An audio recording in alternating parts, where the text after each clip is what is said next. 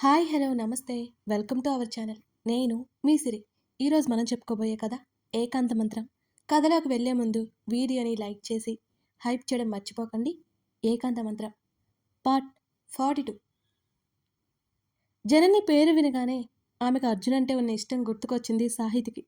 ఒక ఇంటి ముందు బైక్ ఆపి లోపలికి వెళ్లారు ఇద్దరు. లోపలికి వెళ్ళాక తెలిసింది జననికి పెళ్లి అయిపోయిందని. అర్జున్ని సాహితిని సాదరంగా లోపలికి ఆహ్వానించింది. కుశల ప్రశ్నలు అయ్యాక నువ్వు చెప్పింది తన గురించి కదా అని జనని నవ్వుతూ అడగ్గా చిన్నగా నవ్వు ఊరుకున్నాడు అర్జున్. వాళ్ళేం మాట్లాడుకుంటున్నారో అసలు సాహితీకి అర్థం కాలేదు. తప్పకుండా నువ్వు మీ వారు రావాలి అని అర్జున్ అన్నాడు. వస్తాం వస్తాం, నేను రాకుండా ఎలా, ఆయన కూడా వస్తారులే జనని నవ్వుతూ అన్నది. సరే మాకు లేట్ అవుతోంది అని అర్జున్ అంటుంటే కనీసం కాఫీ అయినా తీసుకో అంటూ కిచెన్లోకి వెళ్ళిపోతుంటే హేయ్ ఇప్పుడేం వద్దు బాబు, వెళ్ళాలి అని అర్జున్ కూడా చేతికున్న వాచ్ వైపు చూసుకుంటూ చెప్పాడు. అరే ఇక్కడ వరకు వచ్చి కనీసం నా చేతి కాఫీ కూడా తీసుకోవా అర్జున్? నీ వంట సంగతి నాకు తెలుసు కానీ వెళ్ళు వెళ్ళు, ఇప్పటికైతే మేము వెళ్ళిపోతున్నాం అని నవ్వుతూ సాహితీ చేతిని పట్టుకుని బయటకు వచ్చేశాడు అర్జున్. అర్జున్, నా పరువు తీయకు, నీ వైఫ్కి ఎంతెంత మాత్రం వచ్చు వంట చేయడం అని నవ్వుతూ కళ్ళు ఎగరేసింది జనని. ఆ మాటకు ఓ వెర్రి నవ్వొకటి నవ్వి అర్జున్ వైపు చూసింది సాహితి. నీలా కాదు, సాహికి వంట చేయడం చాలా బాగా వచ్చు. అర్జున్ అబద్ధం చెప్తుంటే ఆమె ఆశ్చర్యంగా చూసింది. ఒకరోజు లంచ్కొస్తాను మీ పెళ్ళయ్యాక అంది జనని. తప్పకుండా వచ్చాయి, సాహి వంట తిందు బైక్ స్టార్ట్ చేశాడు అర్జున్. కాస్త ప్రయాణం చేసిన తర్వాత అర్జున్, అబద్ధం ఎందుకు చెప్పావు నువ్వు అని అడిగింది అతడి భుజం దగ్గర నుంచి ముందుకు తొంగి చూస్తూ. అంటే అప్పుడు వాళ్ళకి ఏమీ రానని బాగా ఏడిపించేవాణ్ణి. ఇప్పుడు నీకేమి రావని తెలిస్తే నన్ను ఆడేసుకుంటారు అని చిన్నగా నవ్వాడు అర్జున్. ఏం పర్లేదులే, నేను అప్పటికన్నీ నేర్చుకుంటా అంటూ అతన్ని హత్తుకుంది వెనక నుంచి సాహితి. అలా అతనితో ప్రయాణం చేయాలని ఎన్నిసార్లు అనుకుంది. ఇప్పటికి నెరవేరింది తన చిన్న ఆశ. తన ముందుకు ఉన్న ఆమె చేతి మీద చిరుముద్దు ఇచ్చి డ్రైవింగ్ కొనసాగించాడు అర్జున్. సడన్గా ఏదో గుర్తుకొచ్చినట్లుగా అర్జున్ అంటూ దూరం జరిగింది సాహితి. చెప్పు సాహి అని అన్నాడు. ఆ రోజు ఆ రోజు ఆ అమ్మాయి పేరు సరిగ్గా గుర్తు రావడం లేదు. మీ ఆఫీస్లో ఏదో ప్రాజెక్ట్ అయిన తర్వాత ఏదో పార్టీలా చూశాను కదా నేను వీడియో కాల్లో. గుర్తు చేసుకున్నట్లుగా అర్జున్ వైపు చూసింది సాహితి. ఏ రోజు అని అడిగాడు. ఒక అమ్మాయి నిన్ను హగ్ చేసుకుంది కూడా అని మూతి ముడిచి చెప్పింది. ఎవరి గురించి మాట్లాడుతున్నావు సాహి, నాకు గుర్తు రావడం లేదే అని అన్నాడు అతను గుర్తు చేసుకోవడానికి ప్రయత్నం చేస్తూ. అంటే నిన్ను ఎంతమంది హగ్ చేసుకున్నారేంటి అంటూ అతని వైపు గుర్రుగా చూసింది సాహితి. ఇల్లు రావడంతో బైక్ ఆపి ఆమె వైపు చూశాడు. బైక్ దిగింది. చెప్పు అని అడిగింది అనుమానంగా అతన్నే చూస్తూ. గాడ్, ఇంత అనుమానం ఏంటి నీకు అని ఆశ్చర్యంగా చూశాడు అర్జున్. చెప్తావా లేదా, ఎవరా అమ్మాయి అని అడిగింది. నువ్వే అమ్మాయి గురించి చెప్తున్నావో నాకు అస్సలు అర్థం కావడం లేదు. బాగా అలసిపోయావు, వెళ్ళి రెస్ట్ తీసుకో ఆమె నుదుటి మీద వేలితో పొడిచాడు అర్జున్. మాట మార్చేస్తున్నావు, తర్వాత చెప్తాను నీ పని అంటూ ఆమె వెనక్కి తిరిగి వెళ్ళిపోతుంటే ఆమె చేతిని పట్టుకొని లాగాడు. అతని ముందుకు వచ్చి వాలింది సాహితి. ఇప్పుడు ఆ అమ్మాయి ఎవరో తెలుసుకోవాలా ఖచ్చితంగా? సాహితి కళ్ళలోకి చూశాడు అర్జున్. నవ్వుతూ అడ్డంగా తల ఊపి, అందరూ ఇలాగే కదా అడుగుతారు, నేను ట్రై చేశా అని మునివేలతో అతని ముక్కు కొన మీద చిన్నగా తట్టింది. ఆ మాటకు నవ్వేసి తన చేతిలో ఉన్న ఆమె చేతిని పెదవులకి ఆనించుకుని, వదలాలి అని లేదు సాహి అంటూ కళ్ళెత్తి ఆమె వైపు చూశాడు అర్జున్. తన మనసులో ఉన్నది అతని నోటి వెంట వింటుంటే సంబరంగా అనిపించింది సాహితికి. ఇంకొక అడుగు ముందుకు వేసి అతడికి మరింత దగ్గరగా వెళ్ళి అతని చెంప మీద తన చేతిని పోనిచ్చి అతని కణత మీద ముద్దు పెట్టుకుంది. 2 క్షణాల తర్వాత మెల్లిగా అతన్ని వీడి అతను చూస్తుండగానే చిరునవ్వుతో అక్కడి నుంచి ఇంట్లోకి నడిచింది సాహితి. స్పర్శ కొన్నిసార్లు మాటల కంటే మనసులో ఉన్న భావాలను చక్కగా తెలుపుతుందేమో కదా. సాహితి వాళ్ళ గార్డెన్లో ఎంగేజ్మెంట్ కోసం స్టేజ్ కట్టారు. అంత ఆడంబరంగా చేస్తుంటే మొహమాటంగా సిగ్గుగా ఉంది సాహితికి. ఆకుపచ్చ బంగారపు రంగు కుర్తాలో అర్జున్ రారాజులా మెరిసిపోతున్నాడు. ఆకుపచ్చని నావీ బ్లూ కలిపిన పరికిణీ ఓణిలో మెరిసిపోతుంది సాహితి. ఇద్దరిని ఎదురెదురుగా కూర్చోబెట్టి పంతులు గారు మంత్రాలు చదువుతున్నారు. మధ్య మధ్యలో ఇద్దరి చూపులు కలుస్తూ కష్టంగా విడిపడుతూ ఇద్దరూ తీయటి వేదనను అనుభవించారు. పూజా కార్యక్రమం అయిపోయిన తర్వాత ఉంగరాలు మార్చుకోమని చెప్పారు పంతులుగారు. ఉంగరాలు ఒకరికొకరు మార్చుకుంటూ ఉంటే అప్పుడే జీవిత భాగస్వాములు అయిపోయినట్టు భావన కలిగింది ఆ ఇద్దరికి. వచ్చిన బంధువులంతా ఆ వేడుకని మనసారా కనులారా వీక్షించి ఆ జంటను ఆశీర్వదించారు. సాహితీ అర్జున్ తరపున బంధువులు, స్నేహితులతో ఆ ఇంటి ఆవరణంతా కలకల్లాడిపోతోంది. మరో గంట పాటు ఫోటో సెషన్ జరిగింది. భోజనాలు చేసి కొందరు స్నేహితులు, బంధువులు వెళ్ళిపోయారు. సాహితీ కోరిక నెరవేరుతున్నందుకు మైత్రి కళ్ళల్లో ఆనందం కనబడుతోంది. ఆమె కంటిలో నీటి చెమ్మ చేరింది. మైత్రి భుజం చుట్టూ చెయ్యి వేసి దగ్గరికి తీసుకున్నాడు మధు. స్వీటీ నిద్రపోవడంతో స్వీటీని పడుకోబెట్టి వస్తాను అని వెళ్ళిపోయింది మైత్రి. అర్జున్ సాహితీలను భోజనానికి వెళ్ళడంతో డ్రెస్ చేంజ్ చేసుకుని వస్తానని వైష్ణవితో చెప్పి లోపలికి వెళ్ళిపోయింది సాహితి. పెద్దవాళ్ళంతా ఒక టేబుల్ ముందు కూర్చుంటే చైతన్య, హేమంత్, మధు, వైష్ణవి, అనిల్ ఒక దగ్గర కూర్చున్నారు. సాహితీ వెళ్ళడంతో అర్జున్ ఇటు వచ్చాడు. అందరూ మాట్లాడుకుంటూ సాహితీ మైత్రుల కోసం ఎదురు చూస్తున్నారు.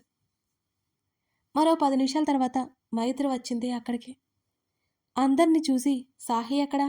అర్జున్ వైపు తల తిప్పి అడిగింది. అప్పటికి ఆమె వెళ్ళి పావుగంట అయిపోయింది మరి. డ్రెస్ చేంజ్ చేసుకుని వస్తాను అని వెళ్ళింది. నేను పిలుచుకొస్తాను అని వైష్ణవి అంది. అందరూ సరే అన్నట్టు చూశారు. సాహితీ వాళ్ళ ఇంటి లోపలికి వెళ్ళి సాహితీ గది దగ్గరికి వెళ్ళింది వైష్ణవి. గది తలుపులు తెరిచే ఉంది. లోపలికి వెళ్ళి చూసింది. సాహితీ కనిపించలేదు. బాల్కనీలో నుంచి చూసినా, బాత్రూంలో చూసినా ఎక్కడ సాహితీ కనిపించపోయేసరికి కంగారుగా అనిపించింది వైష్ణవికి. వెంటనే అర్జున్కి కాల్ చేసింది. అందరి వైపు చూసి కాల్ వచ్చిందని చెప్పి పక్కకి వెళ్ళాడు అర్జున్. తనతో మాట్లాడాలని వైష్ణవి ఫోన్తో సాహితీ కాల్ చేస్తుందేమోనని అర్జున్ అనుకున్నాడు. అతను కాల్ లిఫ్ట్ చేయగానే అతను మాట్లాడకముందే అర్జున్, సాహి గదిలో లేదు, బయట ఎక్కడైనా ఉందా అని అడిగింది వైష్ణవి. వైష్ణవి గొంతులో కంగారు స్పష్టంగా అర్జున్కి తెలుస్తోంది. వైషు, కంగారు పడుకు, కిందకి వచ్చి ఉంటుంది, ఇక్కడే ఎక్కడ ఉంటుంది, చూస్తానట్టు అర్జున్ గార్డెన్లో మొత్తం వెతికినా సాహితీ అయితే కనిపించలేదు. అందరూ అప్పటికే వాళ్ళ కోసం ఎదురు చూస్తూ ఉండడంతో మీరు తినేయండి అని అన్నాడు అర్జున్ వాళ్ళ దగ్గరికి వెళ్ళి.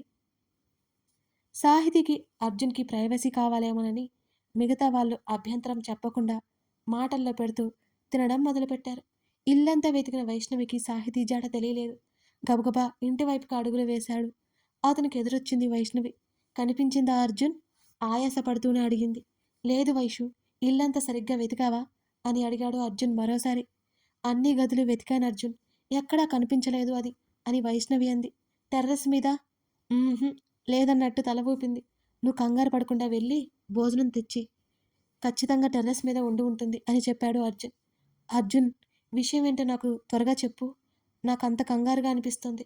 ఇప్పటికీ ఎప్పుడు ఎక్కడికి వెళ్ళిందో అన్నది వైష్ణవి. వైషు, ఎక్కడికి వెళ్ళింది, ఎక్కడికి వెళ్ళదు, టెర్రస్ మీద ఉండి ఉండాలి. అప్పుడే ఎవరికి చెప్పకు, నీకు కాల్ చేస్తాను, అందరూ కంగారు పడిపోతారు మళ్ళీ అని అర్జున్ చెప్పగా అలాగే అన్నట్టు తల ఊపి గార్డెన్ వైపుకు నడిచింది వైష్ణవి. గబగబా అక్కడి నుంచి టెర్రస్ మీదకి వెళ్ళాడు అర్జున్. సాహితీ కనిపించలేదు. ఆమె ఫోన్కి కాల్ ట్రై చేస్తూ కిందకు వచ్చాడు. ఆమె గదిలో మరొకసారి చూశాడు. ఫోన్ బెడ్ మీద మోగుతూ కనిపించింది. ఎక్కడికి వెళ్ళిందో అర్థం కాలేదు అతనికి. వైష్ణవి అన్ని గదులు వెతికాను అంది. ఎక్కడా కనిపించలేదు. అందరికీ చెప్పక తప్పదనిపించింది అర్జున్కి. అప్పటికే అరగంట నుంచి సాహితీ కనిపించలేదు. అక్కడి నుంచి గార్డెన్లోకి వచ్చి సుప్రజని, అమృతని అర్జున్ అడిగాడు. ఒక్కసారిగా అందరూ షాక్ అయిపోయారు. ఎక్కడికి వెళ్ళిందో ఏంటో ఎవరికీ తెలియదు సాహితీ గురించి. శ్రీనివాస్, ప్రశాంత్ కంగారు పడిపోతూ ఇంటి బయట మొత్తం వెతికారు, వెతికించారు కూడా. అర్జున్, మన ఇంట్లోకి వెళ్ళిందేమో అని అన్నాడు శ్రీనివాస్. గబగబా ఇంటి వైపు పరిగెత్తుతుంటే మేం చూసొస్తామని చైతన్య, హేమంత్ అటు వెళ్లారు. సాహితమ్మ ఇంట్లోకి వెళ్ళి బయటికి రాలేదు బాబు. సాహితీ వాళ్ళ ఇంట్లో ఉండే పని ఆవిడ ఆ విషయం చెప్పింది. నీకెలా తెలుసు అని అర్జున్ అడగ్గా, బహుమతి సంచులు ఏడనే ఉన్నాయి బాబు, నన్ను ఏడే ఉండమంటేను తలుపు దగ్గరే కూర్చున్నాను. సాహితమ్మ లోపలికి వెళ్ళింది, బయటికే రాలేదు, నేనైతే యాడికి కదలలేదు అని చెప్పింది ఆవిడ. మరోసారి అందరూ ఇంటిని శోధించే పనిలో పడ్డారు. సుప్రజ అయితే ప్రశాంత్ని పట్టుకుని ఏడ్చేస్తోంది ఏమైందో అని. వైష్ణవి కూడా బాగా కంగారు పడిపోయింది. అర్జున్ పైకి కదిలాడు వెతకడానికి. మరోసారి వెళ్ళాడు. అతని వెంటే వైష్ణవి కూడా వెళ్ళింది. కింద గదులు వెతకడానికి వెళ్ళాడు మధు. అర్జున్‌కి టెర్రస్ మీద ఉన్న పెంట్ హౌస్ గుర్తొచ్చింది. దాని వైపుకి నడుస్తుంటే మెట్లకి కాస్త పక్కన ఉన్న స్టోర్ రూమ్ కనిపించింది అర్జున్‌కి. అతడి అడుగులు అక్కడే ఆగిపోయాయి. వెనకే హేమంత్ వస్తూ కనిపించాడు. అక్క మీ ఇంట్లో కూడా లేదు బావా ఆయాసపడుతూ చెప్పాడు హేమంత్. హేమంత్ నువ్వు టెర్రస్ మీదకి పెంట్ హౌస్ ఉంది కదా అక్కడ చూడు అని అర్జున్ చెప్పగానే హేమంత్ పైకి పరిగెత్తాడు. అర్జున్ స్టోర్ రూమ్ వైపుకి వెళ్తుంటే అతని వెనకే వెళ్ళింది వైష్ణవి. ఆ గది బయట నుంచి గడియ వేసి ఉంది. తలుపు తెరిచి లోపలికి వెళ్ళాడు అర్జున్. అంతా చీకటిగా ఉంది. ఫోన్లో టార్చ్ ఆన్ చేశాడు. ఆ గది మొదలు నుంచి చుట్టూ చూసుకుంటూ రాగా ఒక మూలలో సాహితి కనిపించింది. అతడి కళ్ళు తీక్షణతని సంతరించుకున్నాయి ఒక్కసారిగా. గబగబా అటువైపుకి అడుగులు వేసి టార్చ్ చూపించాడు. మూలన ముడుచుకుని కూర్చుని స్పృహ తప్పి పడిపోయి కనిపించింది సాహితి. వెంటనే ఆమె దగ్గరికి పరిగెత్తినట్టుగా వెళ్ళాడు. మోకాళ్ళ మీద కూర్చుని వెనకే ఉన్న వైష్ణవికి సెల్ ఫోన్ ఇచ్చాడు. సాహి సాహి అంటూ ఆమె చెంపల మీద తట్టాడు. సాహితి శరీరం అంతా చిరుచెమటతో నిండిపోయి ఉంది. ఆమె ఏమాత్రం స్పృహలో లేదు అసలు. వైషు వెళ్ళి వెళ్ళి సాహి ఉందని అందరికీ చెప్పు అంటూ ఆమెను 2 చేతుల్లోకి తీసుకుని ఆమె గదిలోకి తీసుకొచ్చేశాడు అర్జున్. అర్జున్ సాహితిని ఎత్తుకుని నడుస్తుంటే అతని చేతుల్లో సాలిపోయి కనిపించింది సాహితి. ఆ దృశ్యం చూసి అతడి కళ్ళు చెమ్మగిల్లాయి. ఆమె బెడ్ మీద పడుకోబెట్టి ఏసీ ఆన్ చేశాడు. ఆలోపు కంగారుగా అందరూ వచ్చేశారు. ఆమె కళ్ళు తెరవకపోయేసరికి అతనికి చాలా భయంగా అనిపించింది. ఆంటీ అతను పిలుస్తుండగానే సుప్రజ గబగబా సాహితీ దగ్గరికి వచ్చింది. చీర కొంగు తీసి సాహితీ ముఖాన అంటుకున్న స్వేదాన్ని తుడుస్తూ ఏడ్చేస్తూ పిలిచింది సుప్రజ. వైషు ఆ వాటర్ అందుకో అనగానే ల్యాంప్ టేబుల్ మీద ఉన్న వాటర్ బాటిల్ తీసి అర్జున్కి ఇచ్చింది వైష్ణవి. సాహితీ చేతులు పట్టుకుని పక్కనే కూర్చుంది మైత్రి. మైత్రి గుండె ఫాస్ట్గా కొట్టుకుంటోంది. బలవంతంగా ఏడుపు కాపుకుంటూ సాహితీ ముఖాన్ని చూస్తోంది మైత్రి. డాక్టర్కి ఫోన్ చేశాను అంటున్న ప్రశాంత్ మాటలకు నో నీడ్ అంకుల్ కళ్ళు తిరిగి పడిపోయింది. ఈ టైంలో వద్దని చెప్పండి ప్రశాంత్ వైపు చూస్తూ చెప్పాడు అర్జున్. కానీ అర్జున్ బేబీ ఇంకా కనీసం కళ్ళు కూడా తెరవలేదు అంటున్నా ప్రశాంత్ గొంతు వణికిపోతోంది. పాకెట్లో ఉన్న హ్యాండ్కి బయటకు తీసి వాష్ బేసిన్ దగ్గరికి వెళ్ళి అది తడిపి తీసుకొచ్చి సాహితీ ముఖాన్ని తుడిచాడు అర్జున్. మెల్లిగా ఆమెను లేపి తన ఒడిలో పడుకోబెట్టుకొని సాహి సాహి పిలుస్తూ ఆమె ముఖం మీద నీళ్లు చల్లాడు. మరికొద్ది నిమిషాలకి మెల్లిగా కదిలింది సాహితి. సుప్రజ చేతిలో ఉన్న వాటర్ బాటిల్ తీసుకుని తన మీదకి వాల్చుకున్నట్టుగా కూర్చోబెట్టి ఆమెకి మంచినీళ్లు తాగించాడు అర్జున్. నీళ్లు గుడక వేసి చాలన్నట్టు చేతులు నెట్టేస్తూ మెల్లిగా కళ్ళు తెరిచి చూసింది సాహితి. తన వైపే ఆతృతగా కంగారుగా చూస్తున్న అర్జున్ కనిపించాడు. భారమవుతున్న రెప్పలను కష్టంగా తెరుస్తూ ఒక్కసారిగా గట్టిగా మూసేసి కళ్ళు తెరిచింది.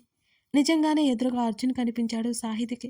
ఆ అర్జున్ అంటూ అతని హృదయం మీద వాలిపోతుండగా సాహి అంటున్న తల్లి పిలుపుకి తేరుకొని తలని పక్కకు తిప్పి చూసింది సాహితి. అప్పటికే సుప్రజ ఏడుస్తోంది అన్నట్టుగా దిగులుగా ఉన్న తల్లి ముఖం చూసి అమ్మా ఆమె మెల్లిగా పిలుస్తుంటే కూతురి చేతిని పట్టుకుని నుదురికి ఆనించుకుంది సుప్రజ. సాహితి మరో చెయ్యి మైత్రి చేతిలో ఉండడం గమనించుకొని మైత్రి వైపు ఒకసారి చూసి కళ్ళార్పింది. ప్రశాంత్ దగ్గరికి రావడంతో అర్జున్ లేచి పక్కకొచ్చాడు.